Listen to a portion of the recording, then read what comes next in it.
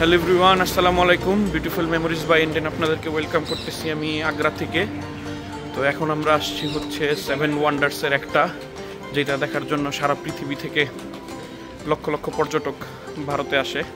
সেইটা হচ্ছে তাজমহল। তো আমরা দেখাবো তাজমহল, টিকিটের দাম কত কি এবং কিভাবে সেটা আপনাদেরকে দেখাবো। আমরা কোনো গাইড নিই না, এখানে গাইড নেবেন না। এখানে অনেক শুধু শুধু তাজমহল দেখার জন্য তার গাইডের প্রয়োজন হয় না। তাজমহলের হিস্ট্রি সবারই জানা। সো আমরা এখন টিকিট কাটবো, নিজেরাই টিকিট কাটবো, তারপর নিজেরাই ঢুকবো। চলেন। হ্যাঁ, আমরা ছিলাম এই হোটেলটাতে, একদম বেসিক রুম, জাস্ট একটা খাট, একটা আলমারি, একটা টিভি, কিন্তু রুম অনেক খুব নিট অ্যান্ড ক্লিন ছিল। ওয়াশরুমটা খুব নিট অ্যান্ড ক্লিন ছিল। তার থেকে বড় কথা হচ্ছে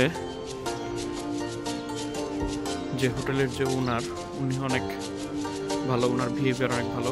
কালকে রাত্রে আমরা যখন আসছি তখন আমাদের সাথে দালাল ঢুকে গেছিল, বাট উনি আমাদের জন্য সেই দালালের সাথে ঝগড়া করে আমাদেরকে রুম দিছে 1700 টাকায়। Booking.com দেখাইতেছিল 1700 টাকা, তো সেইটা দালাল চাইতেছিল 4000। তো পরে উনি আমাদেরকে 1700 টাকাতেই রুম দিছে। তো যেটা বলতেছিলাম যে আমাদের ওই হোটেলটার মালিকটা খুব ভালো ছিল, সে আমাদের জন্য দালালের সাথে ফাইট করছে। আসলে এখানে অটোমেটিক্যালি দালাল আইসা পড়ে, কারণ আপনি যে গাড়িটা নেন 3 দিনের জন্য, ওই ড্রাইভারের সাথেই সিটিং থাকে। আপনি যদি হোটেল বুকিং না থাকে আপনার আগে থেকে কোনো স্টার হোটেল, তাহলে আপনি ওদের কানেকশন ছাড়া আপনি হোটেল নিতেই পারবেন না। আপনার ওদের ইচ্ছা মতো আপনি যতই বলেন যে আমি হোটেলটা দেখবো, ওরা ওইখানে দাঁড়াবেই না। ওদের ওই সিস্টেম মতোই নিয়ে যাবে। 1700 টাকার হোটেল ওরা 4000 চাইতেছিল। তো পরে হোটেলের মালিক এসে যখন দেখছে যে 1700 টাকার হোটেল 4000 চাইতেছে, আমি Booking.com দেখছি 1630 টাকা, তো তখন মালিক এসে খুব রাগারাগি করতেছিল ওদের সাথে। মালিক ওই দালাল রে বকাবকি করতেছিল, মারতেও গেছিল যে কেন তুমি 4000 চাইতেছো, আমি তো এইটা Booking.com কম দাম দিয়ে রাখছি। তো এরকম হোটেলটার লিঙ্ক আমি দিয়ে দিব, হোটেলটা আপনারা চাইলে দেখতে পারেন। চিপে খুব ভালো হোটেল। আল্লাহ হাফিজ। আমরা টিকিট কাটলাম। বাংলাদেশিদের জন্য হচ্ছে 540 টাকা শুধু তাজমহল এন্ট্রি, ফরেনারদের জন্য আরও বেশি, আর ইন্ডিয়ানদের জন্য হচ্ছে 50 টাকা। তো আমি একা হইলে 50 টাকার টিকিটই কাটতাম, ইন্ডিয়ান টিকিট কাটতে পারতাম, বাট নিশারা দেখলে তো বুঝে যাবে যে ইন্ডিয়ান না। সো এই আর কি। চলেন ভিতরে যাই। Welcome to Taj Mahal west gate. আমরা ঢুকে গেলাম তাজমহলে। ও মাংকির সাথে ডিরেক্ট আই কন্ট্যাক্ট করতে না করছে, থাপ্পড় দিয়ে দিব একদম। তাজমহলে ঢুকে গেলাম। টুকটাক কিছু ইনফরমেশন দিই। সেটা হচ্ছে আপনার টিকিট কেটে ভিতরে ঢোকার সময় আপনি কিছুই আনতে পারবেন না, জাস্ট মোবাইল আর মানি পার্টস বা ক্যামেরা, এছাড়া আপনি কিচ্ছু আনতে পারবেন না সাথে। এটার জন্য তাজমহলের জন্য আলাদা সিকিউরিটি ফোর্স আছে, যেমন SSF হয় ওই রকম এটার স্পেশাল সিকিউরিটি ফোর্স। তো আমরা এখন তাজমহলে ঢুকতেছি। তো এই ঢুকলাম। তো এটা আসলে তাজমহলের গেট।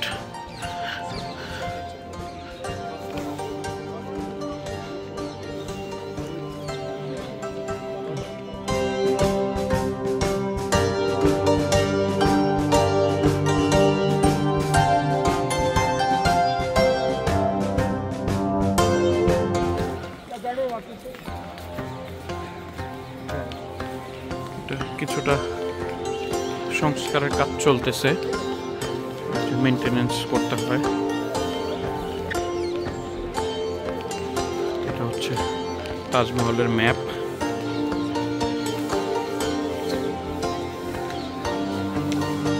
চলেন আমরা ভিতরে যাই।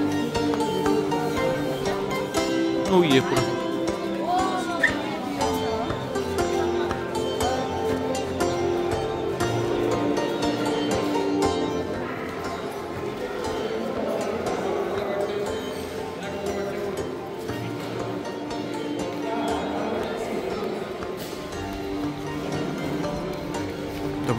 গেট দিয়ে ঢুকেই আমরা চলে আসলাম তাজমহল।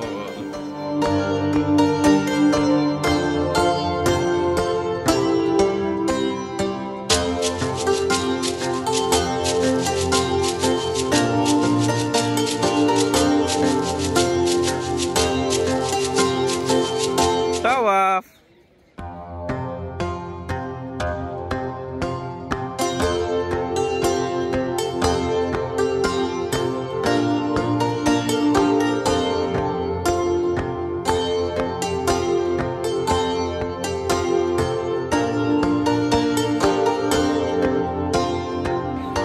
সেই গেটটা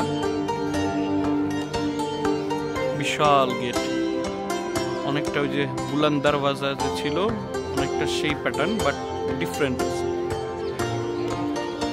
গার্ডেন,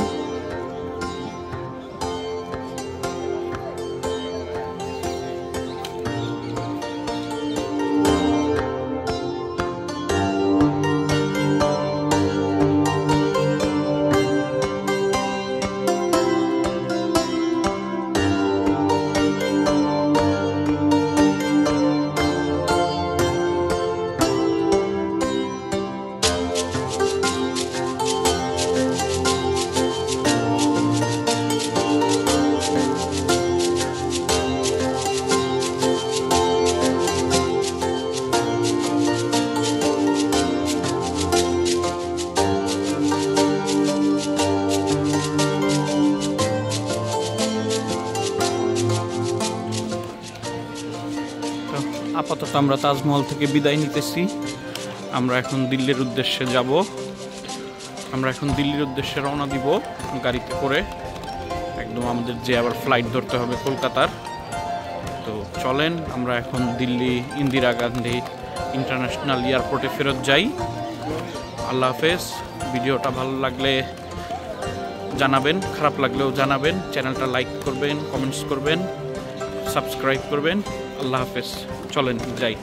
এবং বাইরে কিছু সুভিনিয়ারের জন্য দোকান আছে, ট্রাই করবেন এইখান থেকে কেনার। গাড়িওয়ালারা যেখানে নিয়ে যায় সেইখানে না যেয়ে এই তাজমহলের বাইরেই, গেটের বাইরেই আছে, এখান থেকে কেনার ট্রাই করবেন। চলেন দেখেন।